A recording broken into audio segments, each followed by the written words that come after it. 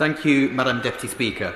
Before I begin, I'd like to draw the House's attention to my register of interests as a serving councillor in Leicestershire. I am grateful for the opportunity to raise the challenges posed by cross-boundary planning applications in this debate. And I'd like to thank Barry Gannon, a parish councillor in Markfield, who has campaigned for some time for changes in this area. Now, my constituency is unique in many ways, but most pertinently to this debate, it's unique because it has 3 district boundaries that straddle the geographic area. I have Blaby District Council, Charnwood Borough Council and Hinckley and Bosworth Borough Council, all of whom generally work constructively alongside each other with Leicestershire County Council. However, one area of tension that unfortunately exists surrounds developments, collaboration from local plans and housing allocations within each of the district's geographic areas.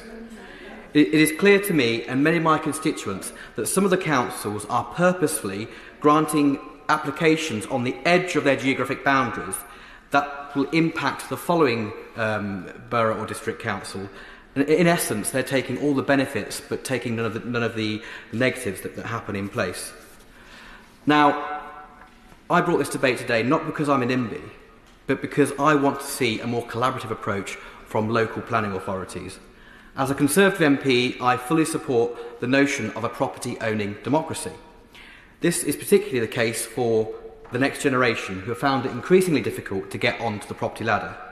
However, the free-for-all approach that the current system offers is harming many of my beautiful villages in Mid-Leicestershire.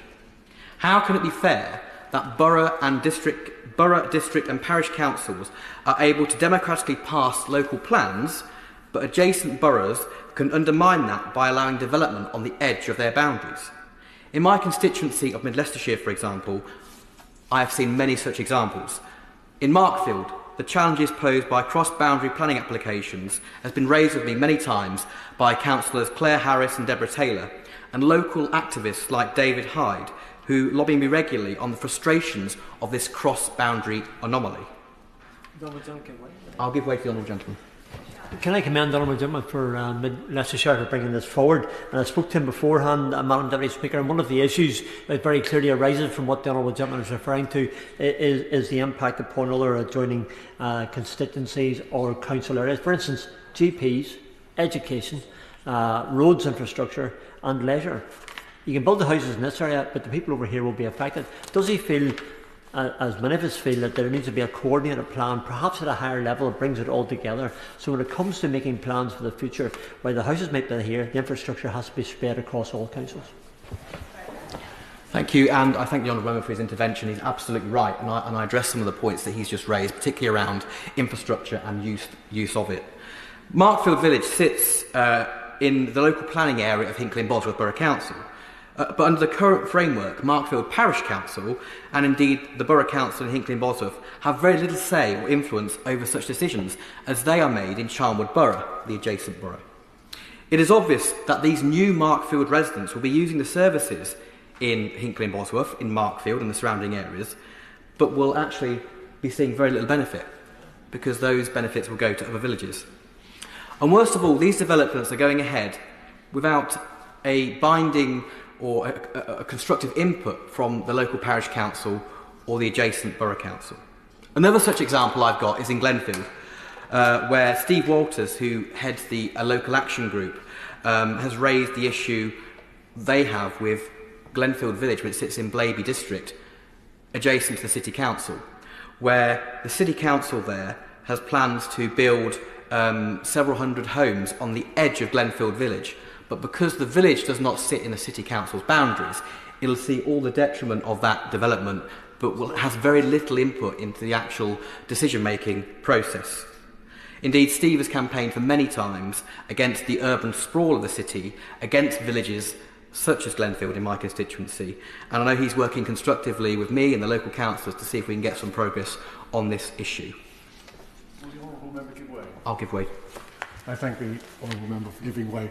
In my constituency of Horsham, we're almost entirely surrounded by other areas who, for one reason or another, their housing target is constrained. They have A&OB, they have national parks, or they're already built up. The result of that is that under duty to operate, Horsham has to take a very unfair proportion of housing to service the whole area.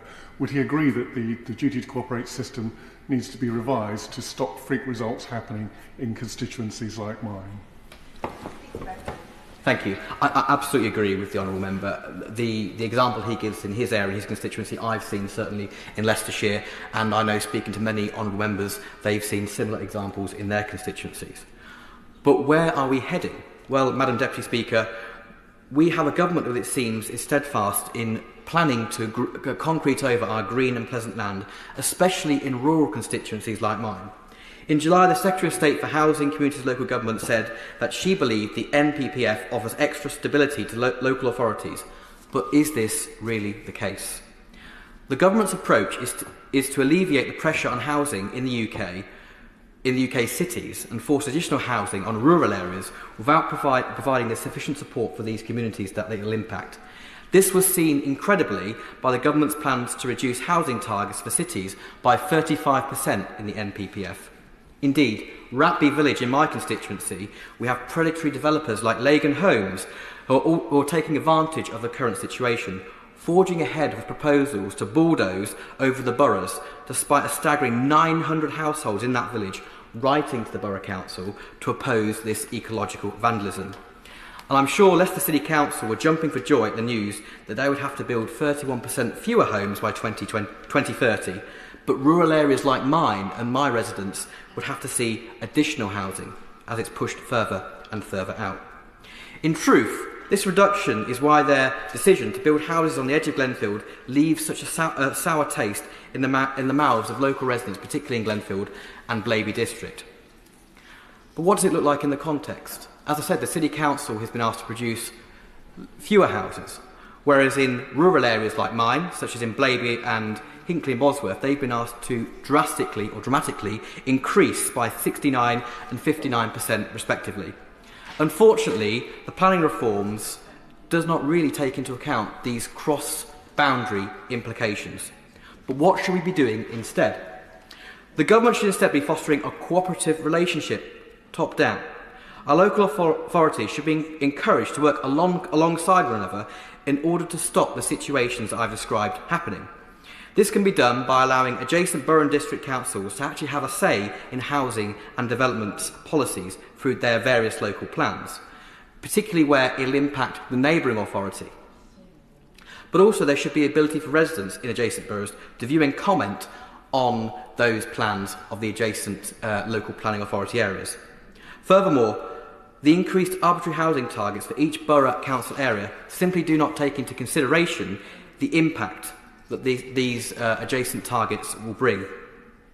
There is surely a better method in developing sustainable housing county-wide rather than local authorities passing houses next to their own front lawn.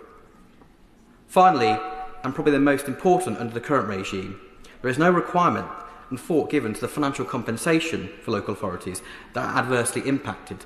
Section 106 agreements and community infrastructure levy contributions are paid by developers to local authorities to mitigate the impact of specific developments.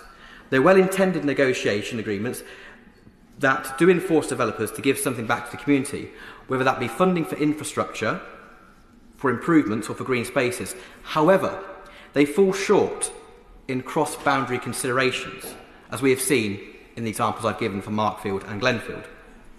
Charlwood Borough Council have made it explicitly clear that the Section 106 monies for the developments along the boundary of Hinckley and Bosworth would go to their borough. For example, how can spending or those allocations for development on the edge of Markfield, which would benefit Loughborough and Barrow, be in the interests of Markfield residents because they sit in a different borough? This undermines local buy-in to the planning process. Instead, there should be a more practical approach whereby Section 106 agreements go to the authority where the services are actually being used. Another anomaly of cross-boundary development is council tax precepts and the distribution thereof. The new residents in Markfield, for example, were paying into Charlwood Borough Council rather than their own borough council because of the boundary. So in conclusion, Madam Deputy Speaker, I am not a NIMBY. I call this debate to raise the issue posed when we have cross-boundary planning application. And I called it because I believe there should be a collaborative holistic approach, as mentioned by some of my honourable friends here. And I would encourage the government to listen to this debate and consider bringing about changes to the proposals that I outline.